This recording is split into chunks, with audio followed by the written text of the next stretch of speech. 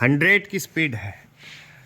उपाध्यक्ष महोदय, मैं निवेदन कर रहा था कि जब हम कोई प्रश्न उठाएं तो यह देखें कि हम इसमें से कहां तक बढ़ा सकते हैं। किसी चीज़ का मूल्य क्या हो, महंगी पड़े या सस्ती पड़े, इसको हमें विशेष नहीं देखना है। गांधी जी ने जितनी ही बार हम लोगों को यह बात समझाई कि मूल्य किसी चीज़ का रुपए पैसे में क्या है, यह कोई महत्व की बात नहीं है। आप जानते होंगे कि एक वस्तु जो कि हमारे देश में बहुत सस्ती मिलती है, वही वस्तु दूसरे देश में महंगी मिलती है। इतना निवेदन करने के बाद अब मैं श्रम विभाग की जो रिपोर्ट है उसकी एक मद की ओर तुरंत आ जाता हूँ।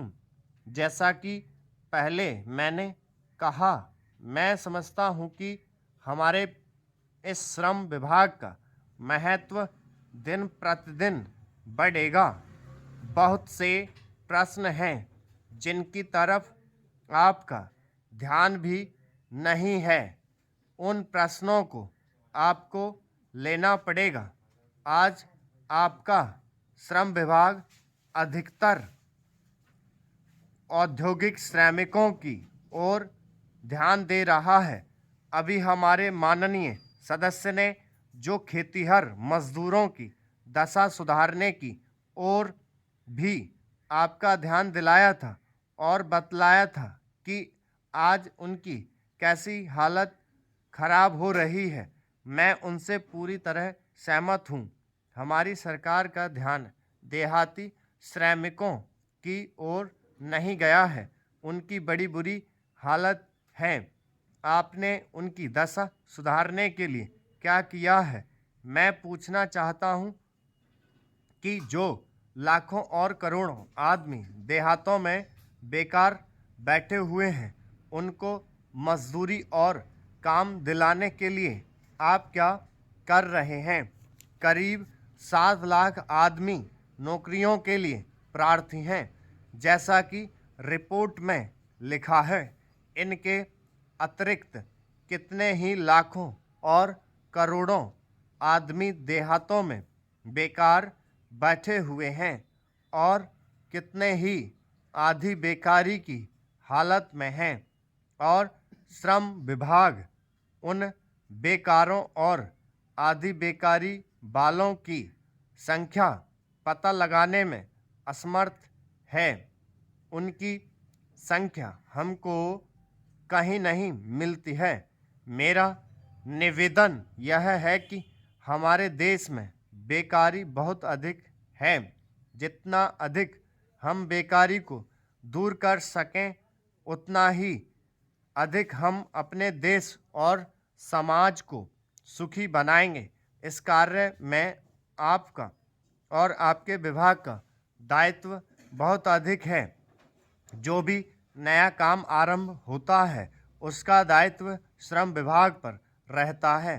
धन जनता की भलाई के लिए खर्च होना चाहिए।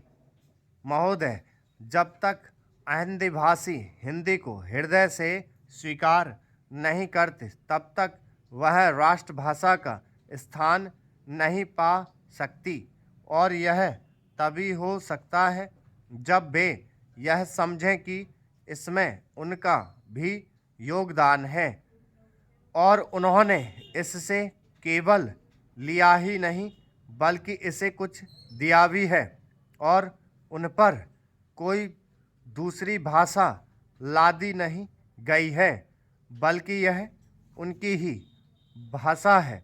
मेरे कहने का अर्थ यह नहीं कि आप उनकी ही व्याकरण अपना लें।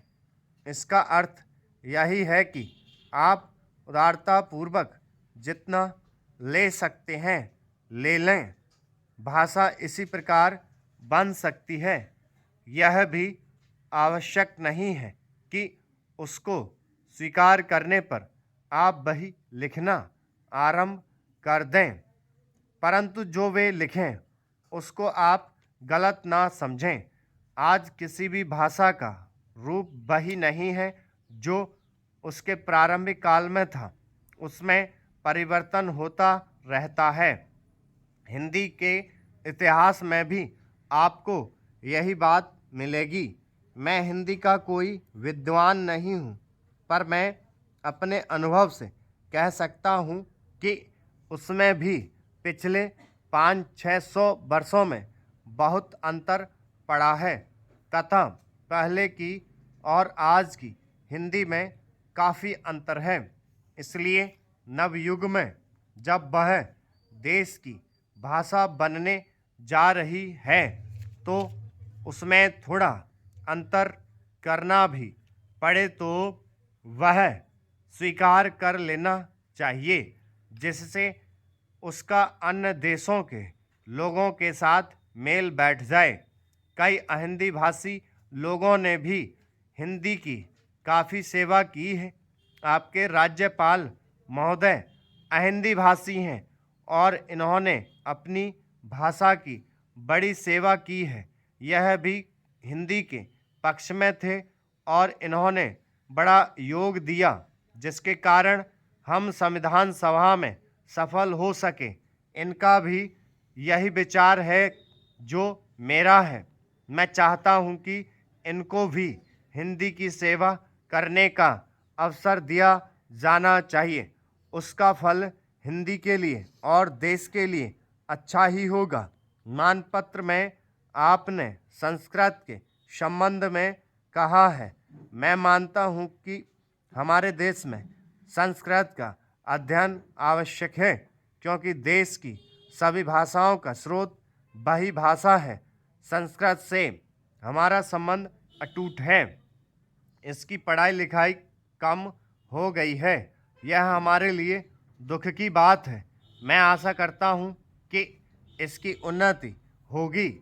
महोदय, मैं अपने बारे में कहता हूँ, जब मैं छोटा था और कॉलेज में पढ़ रहा था तब रूस और जापान के बीच युद्ध छिड़ा।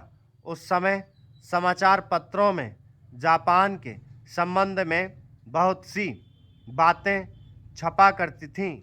उनमें एक बात यह भी थी कि जापान में समुरिया जाति के लोगों ने अपने सब अधिकार वहाँ के राजा को दे दिए थे।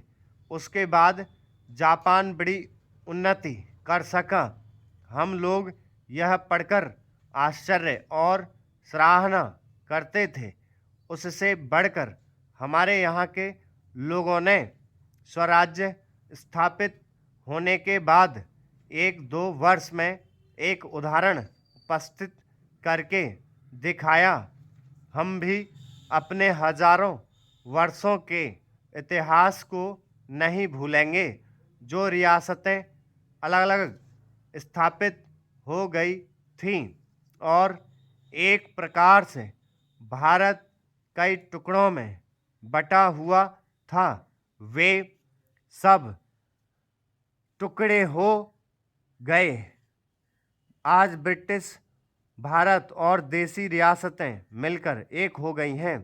उसके बाद हमारे सामने यह प्रश्न आया है कि भारत के लोग केवल स्वराज्य से ही सुखी नहीं हो सकते, उनको किसी न किसी प्रकार सुखी बनाना है।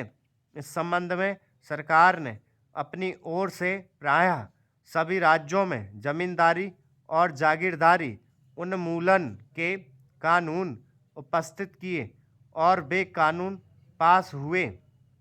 प्रसन्नता की बात तो यह है कि बहुत से स्थानों में कानून उन लोगों की स्वीकृति से तथा उन लोगों की सलाह से पास किए जिनकी ज़मींदारी और जागीरदारी समाप्त हो जानी थी। यह भी देश प्रेम का उदाहरण है। उन लोगों ने अपनी संपत्ति का त्याग इसलिए किया कि उससे सारे देश को लाभ पहुँचे। स्टॉप।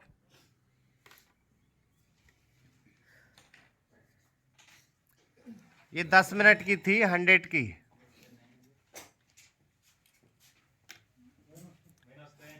नमस्कार। तो जिसका जैसे लिख गया है वो तो अनुवाद कर लोगे, 10 मिनट का तुम्हारा होगा है, और बाकी 80 का फिर बोलता हूँ अगला।